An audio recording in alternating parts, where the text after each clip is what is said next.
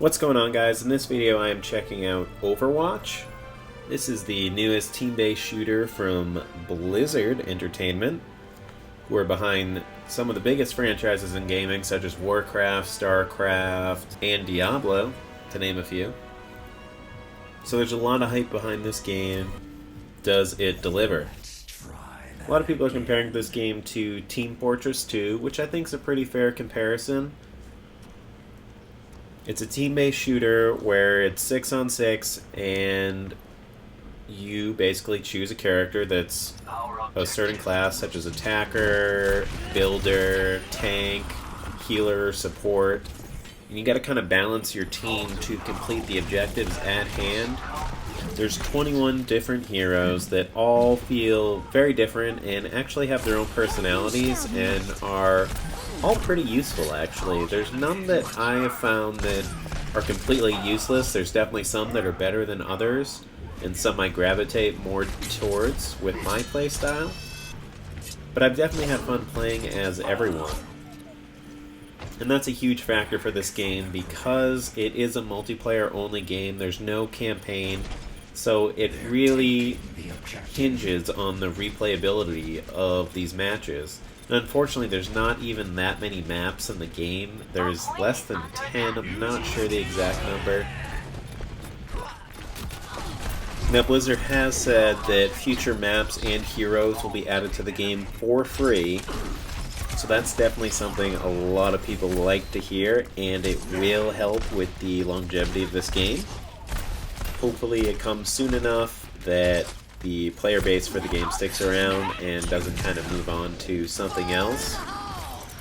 Thankfully it came out at a time where there's not going to be too much else coming out after this, so it'll be kind of a game that people can play through over the summer, and hopefully they'll keep adding stuff during the summer to keep people interested. And Blizzard's been pretty good about keeping their games alive and staying in touch with the community, so I have high hopes for it. So each map has kind of its own game mode. They're very similar. There's one where it's 2 rounds. You have to capture an objective and hold it until you get to 100%. And you have to do that twice to win. There's one where you capture one objective and then you have to go capture the second objective to win. There's another one where you have to escort a vehicle through a map and you hit checkpoints, which gives you time increases. And that's all you really do in the game. I do want to give credit to Blizzard. Much like the characters, all the maps in the game feel very different. They're supposed to be locations set around the world, and they really just feel great. They're designed great. There's a lot of main roads you can take, but also a lot of side places to discover, and depending on your character's abilities, there's a lot of verticality to the map, so if you're kind of at a bottleneck point, some characters can jump over a high wall that's to the side and get behind the enemies and mess with them a little. So Blizzard really hit it out of the park with the map design. Now, depending on the situation, you may need to have another tank character or just another attack character, or perhaps no one's playing as a support character and you need to help with healing some of your teammates, because that's huge. And one of the downsides for these games is if you're not playing with a full squad, you really can be at a huge disadvantage if your team isn't communicating or working together. I keep saying it's a team-based shooter, and that is definitely a key word there, is team. And it can be very frustrating when you just get on a losing streak, and it just seems like no one on your team knows how to play or even remotely trying.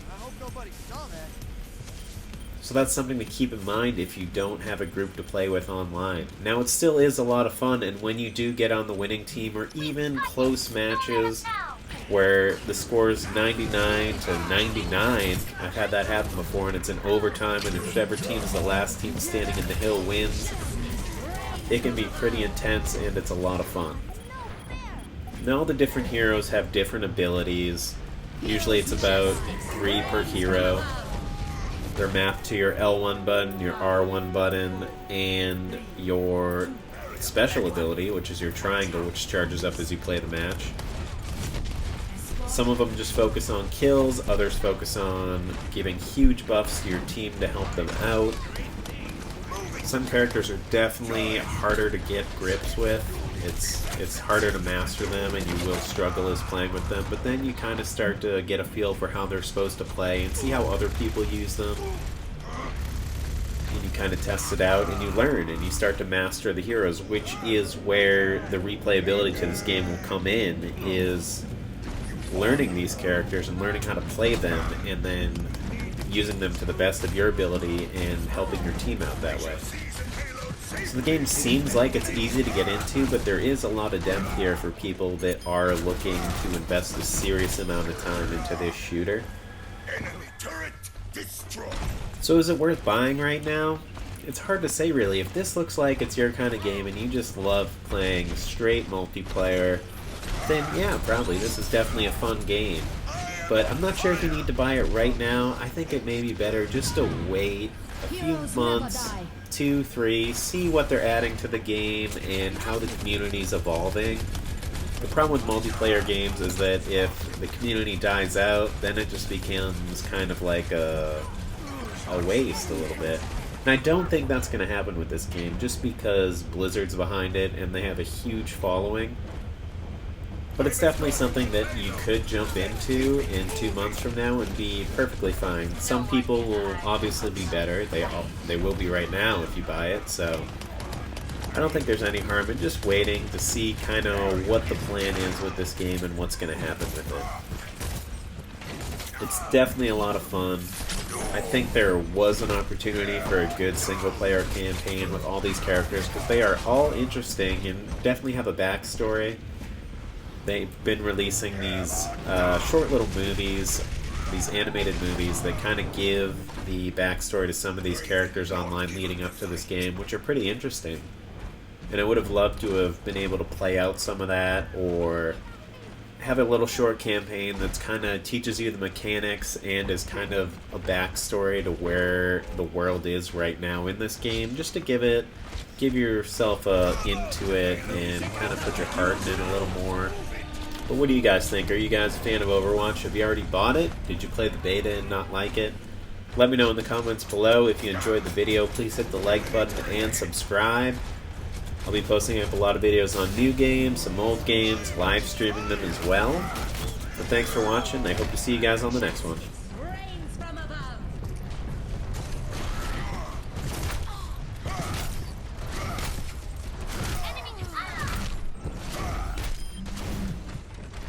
I shall seize a payload safely to its destination.